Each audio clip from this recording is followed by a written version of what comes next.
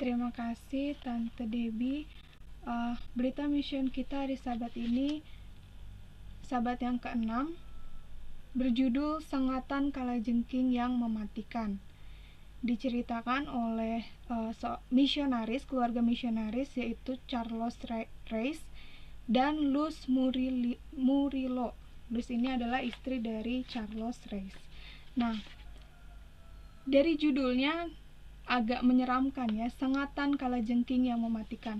Mungkin Bapak Ibu sudah mengetahui bagaimana sih hewan kalajengking itu. Kalau misalnya belum tahu, boleh datang ke rumah Om Darius ya, di akuariumnya kalau nggak salah ada kalajengking. Nah, hewan yang cukup ditakuti karena sengatan ekornya itu bisa mematikan. Dan ini terjadi di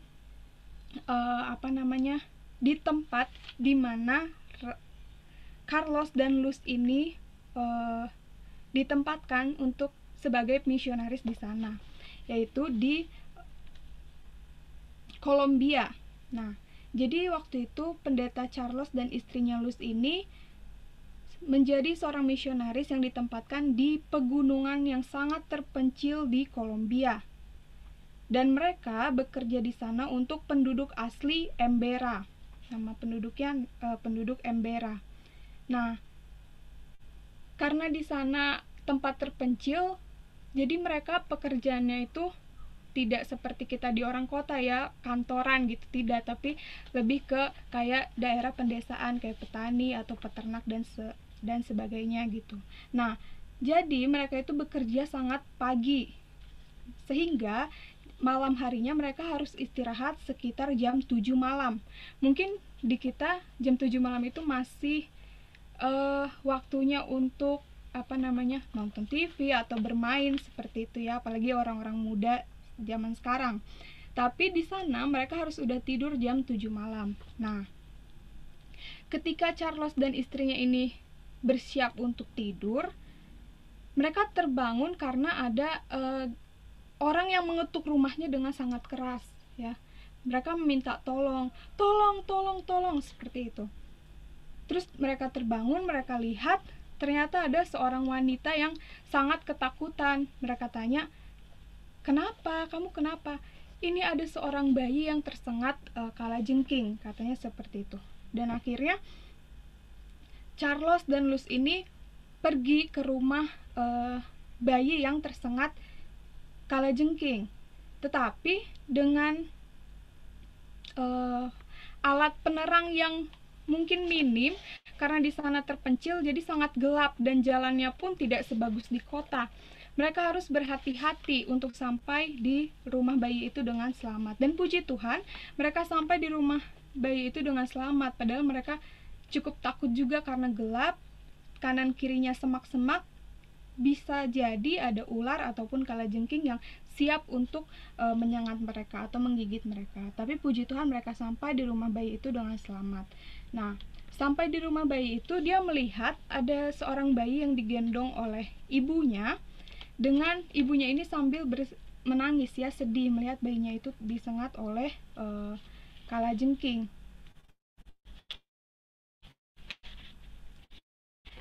Dan dilihat kondisinya, ternyata kulit dari bayi itu sudah keunguan dan bergetar, dan sangat bergetar gitu ya, efek dari sengatan kalajengking tersebut.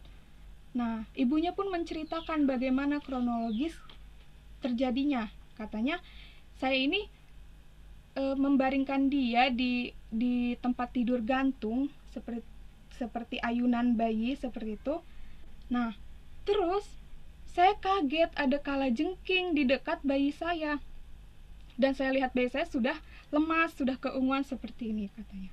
Lalu dia pun menunjuk kalajengking yang ada di lantai yang sudah hancur, sudah mati karena dipukul oleh sang ibu menggunakan sepatu boot.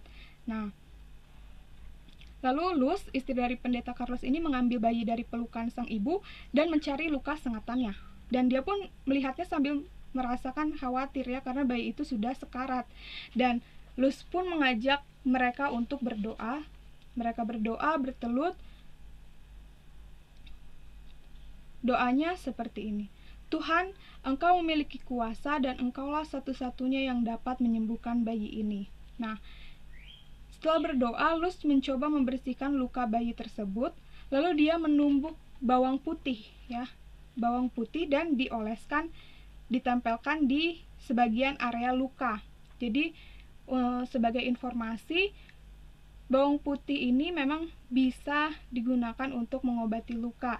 Karena apa? Karena salah satu kandungan dari bawang putih, ya, nama lainnya Allium sativum, dia memiliki kandungan aliin, di mana dapat digunakan untuk antiseptik, antiinflamasi. Nah, antiinflamasi, radang karena luka mungkin jadi bengkak, diolesin bawang putih jadi sembuh gitu. Nah, dia tempelkan bawang putih tersebut ke area lukanya, lalu sebagian lagi bawang putihnya dicampur dengan air di botol supaya nanti bahasanya tuh kayak diekstraksi gitu ya. Nanti airnya itu akan diteteskan ke mulut bayi itu, jadi sebagai obat oralnya. Nah, lalu setelah dia teteskan ke mulutnya, lalu dia cuci lagi si area lukanya, ya. Seperti itu, dia cuci, lalu dia teteskan lagi air bawang putihnya. Nah, kemudian bayi itu pun berangsur-angsur mulai pulih dan tidak gemetar. Kulitnya yang tadinya ungu menjadi merah muda yang sehat, katanya. Nah, setelah itu Luz pun memberikan bayi ini kepada ibunya lagi supaya ibunya bisa menyusui anaknya. Nah, lalu ibunya ini memeluk bayinya erat-erat dan kemudian menyusuinya lagi. Nah, keluarga tersebut sangat bersukacita, ya. Dan sebelumnya bapak dari anak ini sudah pergi ke dukun untuk mencari pertolongan bagi penyembuhan anaknya. Tetapi mereka tidak perlu dukun lagi karena Tuhan semesta alam yang lebih berkuasa.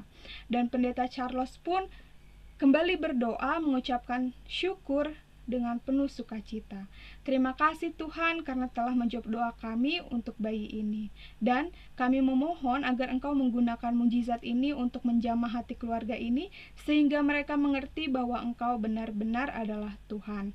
Nah, dari cerita yang mungkin singkat ini kita bisa mengambil bahwa Tuhan yang lebih berkuasa. Tuhan adalah dokter dari segala dokter yang dapat melakukan mujizat penyembuhan bagi kita, dan melalui mujizat itu juga kita mungkin sebagai anak-anak Tuhan bisa gunakan untuk menjadi kabar baik bagi orang-orang yang mungkin belum mengenal Tuhan. Nah, baiklah sahabat, persembahan ke-13 kita akan